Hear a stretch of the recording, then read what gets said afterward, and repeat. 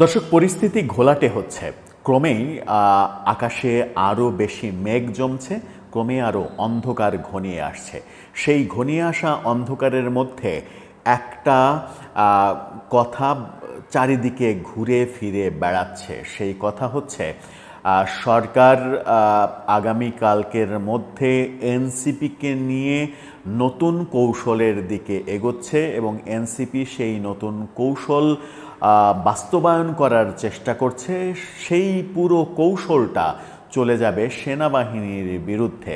সেনাবাহিনীকে যখন আস্থায় নেওয়া প্রয়োজন, তখন সেনাবাহিনীর বিরুদ্ধে সবার একাট্টা হয়ে একটা বড় শোডাউনের চিন্তাভাবনা হচ্ছে বলে চারিদিকে গুঞ্জন উঠেছে। সেই গুঞ্জনটা কি সত্যি?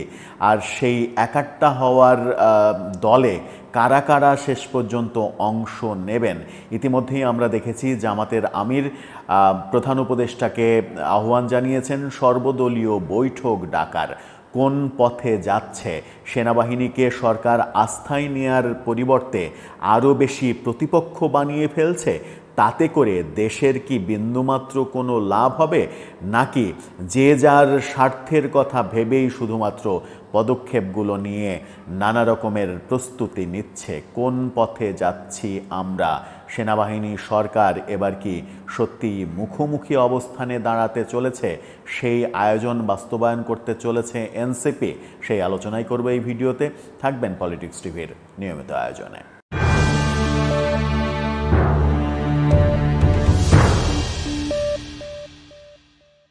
দর্শক, পলিটিক্স টিভির নিয়মিত ভিডিওগুলো স্পন্সর করছে প্রজাপতি.টিভি, নতুন ওটিটি প্ল্যাটফর্ম। আপনারা চাইলে ইউটিউবে, ফেসবুকে, ইনস্টাগ্রামে, টিকটকে দেখে নিতে পারেন।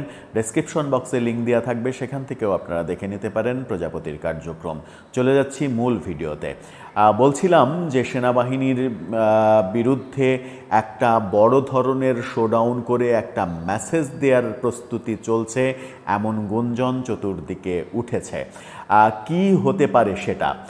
শোনা যাচ্ছে সরকারের যে ছাত্র উপদেষ্টা এবং অতি উৎসাহী উপদেষ্টারা, এনসিপি, সরকার সবাই মিলে যে কাজটা এখন করছে সেটা হচ্ছে জুলাই অভ্যুত্থানের পক্ষে যত রাজনৈতিক দল ছিল সেই সমস্ত রাজনৈতিক দলগুলোকে এক প্ল্যাটফর্মে এনে একটা বড় শোডাউন, একটা মহাসমাবেশের মতো করা, যেন সেনাবাহিনীর কাছে একটা মেসেজ যায় জুলাই অভ্যুত্থানের সকল শক্তি ঐক্যবদ্ধ আছে, সেনাবাহিনী কিছুই করতে পারবে না। এতে করে কি খুব একটা লাভ হবে?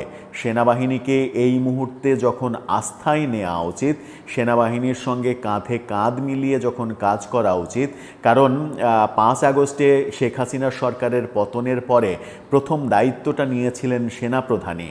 তিনিই দায়িত্ব নিয়ে 3 দিন পরে সরকার গঠনের যত ধরনের আয়োজন, সেই আয়োজনগুলোর মধ্যস্থতা কিন্তু তিনিই করেছিলেন। তাকেই যদি এখন আপনি সরিয়ে দেন, তাকে যদি আপনি প্রতিপক্ষ বানিয়ে ফেলেন, সেনা একেবারে পুরো সেনা পরিবারকে, সেনাবাহিনীকে যদি আপনি প্রতিপক্ষ বানিয়ে ফেলেন, তাহলে এটাকে দেশের জন্য কোনো লাভের ব্যাপার হবে? নিজেদের লাভ কিংবা নিজেদের অস্তিত্ব মজবুত করতে এই ধরনের সিদ্ধান্তের দিকে যদি কেউ যেতে চায়, তাহলে সেটা বড় বিপদ ডেকে আনবে বলেই মনে করছেন বিশ্লেষকরা। তবুও কিন্তু এই আলোচনা থেমে নেই। এই আলোচনা চলছে সরকারের মধ্যে, বিভিন্ন রাজনৈতিক দলের সঙ্গে আলোচনা করে একটা ঐক্য প্রক্রিয়ার ব্যবস্থা চলছে এবং সেই ঐক্য প্রক্রিয়ার মাধ্যমে একটা বড় শোডাউন করে একটা মেসেজ দেয়া যে সবাই এক আছে। যে ঐক্যের ডাকটা গতকালকে থেকে শুরু হয়েছে, উপদেষ্টা মাহফুজ আলম পোস্ট দিয়ে তার আগের বিভেদের যে কথাবার্তা, সেই কথাবার্তা থেকে ক্ষমা চেয়ে নতুন ঐক্যের ডাক দিয়েছিলেন। আসনাত আবদুল্লাহরা সবাই ঐক্যের ডাক দিয়েছিলেন। এখন পর্যন্ত যা কিছু পোস্ট দেখা যাচ্ছে, সবাই শুধুমাত্র ঐক্যের ডাক দিচ্ছেন। সেই ঐক্যের যখন ডাক দিচ্ছেন, তখন তার আগের মুহূর্তের কথা যদি আমরা চিন্তা করি, পাল্টাপাল্টি কর্মসূচি দেখেছি আমরা এনসিপি এবং বিএনপির। এনসিপি বিএনপি পন্থী বলে 3 উপদেষ্টার পদত্যাগ চেয়েছে, বিএনপি 2 ছাত্র উপদেষ্টার পদত্যাগ চেয়েছে, ইশরাক হোসেনকে ঢাকা দক্ষিণের মেয়র হিসেবে বসতে না দেওয়ার যত ধরনের কলকবজা ব্যবহার করা দরকার সেগুলো সরকার করেছে, বিশেষ করে আসিফ মাহমুদ সজীব ভুঁইয়া করেছেন, সেগুলো এখন তারা ভুলে যেতে চাইছে। ইশরাক হোসেনকে হয়তোবা কালকে পরশুর মধ্যেই ঢাকা দক্ষিণ সিটি কর্পোরেশনের মেয়র হিসেবে শপথ পড়ানোর কাজটা করে ফেলবেন, এমনকি সেটা আজকের মধ্যেও হয়ে যেতে পারে, যেন বিএনপি মোটামুটি পক্ষে আসে। এবং বিএনপিকে যদি রাজি করানো সম্ভব হয়, বিএনপি এবং জামাত হয়তো রাজি হবে, ইসলামী দলগুলোকে রাজি করানো তাদের পক্ষে খুবই সহজ, যেহেতু তাদের মধ্যে একটা অ্যালায়েন্স তৈরি হয়েছে। বিএনপিকে রাজি করানোর চেষ্টা চলছে। বিএনপিকে এই মুহূর্তে রাজি হবে যখন বিএনপি স্পষ্ট বার্তা দিয়েছে ডিসেম্বরের মধ্যে নির্বাচন নিয়ে কোনো তালবাহানা করলে সরকারের প্রতি সমর্থন আমাদের থাকবে না, এমন ঘোষণা দিয়েছে। তখন বিএনপি সরাসরি সেনাবাহিনীর বিরুদ্ধে যে কর্মসূচি যায় সেই কর্মসূচিতে কি অংশগ্রহণ করবে আপনার মনে হয়? বিএনপি এতটা বোকামি করবে যখন এটা দিনের আলোর মতো স্পষ্ট যে আগামী নির্বাচন হলে সেই নির্বাচনে বিএনপি একক সংখ্যাগরিষ্ঠতা নিয়ে ক্ষমতায় যাবে, তখন বিএনপি কেন সেনাবাহিনীকে অনাস্থার মধ্যে নেবে? সেনাবাহিনীকে দেশ চালানোর জন্য তার তো প্রয়োজন। অন্যান্য দলের না ক্ষমতায় আসার কোনো সম্ভাবনা নেই, তাদের সঙ্গে সেনাবাহিনীর কি সম্পর্ক তৈরি হলো না হলো তাতে তাদের কিছু যায় আসে না, কিন্তু বিএনপির তো যায় আসে। বিএনপিকে যদি দেশ চালাতে হয় তাহলে সেনাবাহিনী, 3 বাহিনী তাদের সব থেকে বেশি প্রয়োজন, তাদেরকে আস্থায় রাখা প্রয়োজন। আর তাদেরকে আস্থায় রাখতে হলে এই ধরনের শোডাউনে বিএনপির যাবার কথা নয়। সুতরাং যে প্রস্তুতিটা চলছে ভেতরে ভেতরে শোনা যাচ্ছে, সেই প্রস্তুতি আলোর মুখ দেখার সম্ভাবনা খুবই কম, তবুও সেই প্রস্তুতি চলছে। শেষ পর্যন্ত এটাও হতে পারে যে এনসিপি তাদের কাছের যে ইসলামী দলগুলো সেই দলগুলোকে নিয়ে একটা মহাসমাবেশ মতো করে সেনাবাহিনীর বিরুদ্ধে একটা স্পষ্ট অবস্থান ব্যক্ত করতে পারে, তাতে করে পরিস্থিতি আরও ঘোলাটে হবে। আমার মনে হয় যে এই মুহূর্তে সবথেকে বুদ্ধিমানের কাজ হবে সেনাবাহিনীর সঙ্গে বসে তাদেরকে আস্থায় নিয়ে যে কার্যক্রম সরকার করতে চাই, নিতে চাই, সেগুলো তাদের সঙ্গে আলাপ আলোচনা করে, কেউ তো কারো শত্রু না, সবাই দেশের জন্যই কাজ করছে, সেনাবাহিনীও দেশের জন্য কাজ করছে, সরকারও দেশের জন্য কাজ করছে। যদি দুটো সত্য হয় তাহলে দুজনের আস্থায় আসতে তো সমস্যা নেই।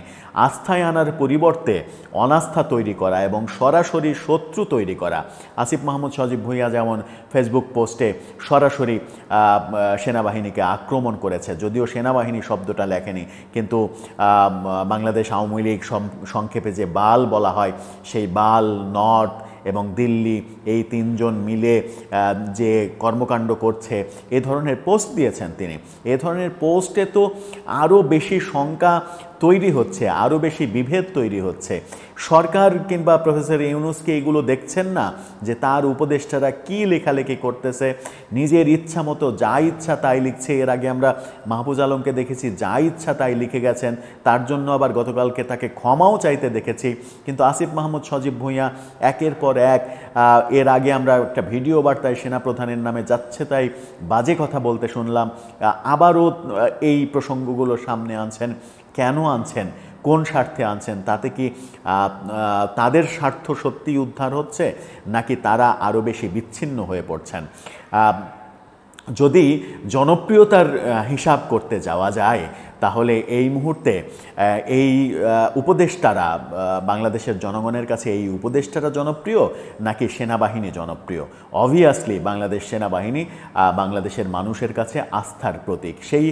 সেই আস্থার প্রতীককে আপনি দূরে ঠেলে দিচ্ছেন, আপনি প্রতিপক্ষ বানাচ্ছেন, তাহলে তো শান্তি আসবে না। শান্তি আনতে চাইলে, সত্যিকার অর্থেই যদি আপনি শান্তি আনতে চান, তাহলে তাদেরকে আস্থায় আনতে হবে। এই ধরনের বিভেদের রাজনীতি যদি এই মুহূর্তেও করেন, তাহলে যে গুঞ্জন রটেছে এই সরকার আসলে টিকবে না।